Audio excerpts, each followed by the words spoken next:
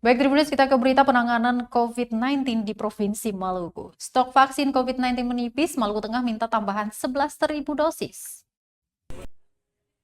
Ketersediaan stok vaksin COVID-19 menipis, tim Satuan Gugus Tugas Penanganan COVID-19 Kabupaten Maluku melalui Dinas Kesehatan Maluku Tengah meminta tambahan 11.200 dosis.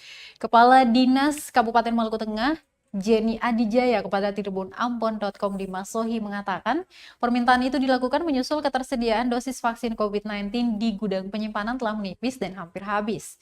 Dia menjelaskan stok vaksin yang tersedia saat ini sebanyak 120 vial. Dari jumlah itu, sebagian besar adalah vaksin Moderna sebanyak 119 vial. Vaksin produksi Amerika Serikat ini hanya dikhususkan bagi tenaga kesehatan atau nakes saja. Sementara sisanya 1 vial adalah jenis AstraZeneca, sedangkan stok untuk Sinovac saat ini sudah kosong. Pihaknya saat tengah berupaya memaksimalkan pelayanan vaksinasi di sejumlah fasilitas kesehatan yang ada, termasuk yang sedang berjalan di Terminal Binaya Masohi, juga di perusahaan udang di Seram Utara.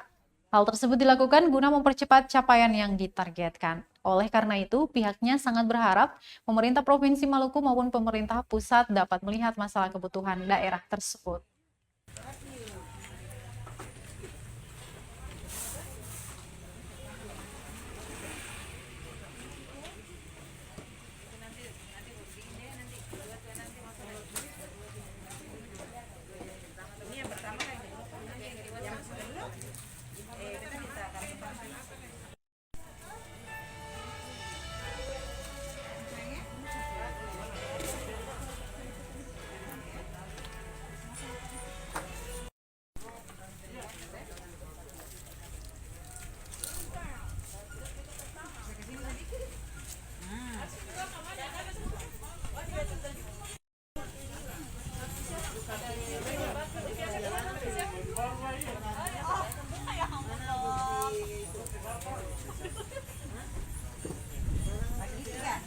Terima kasih sudah nonton.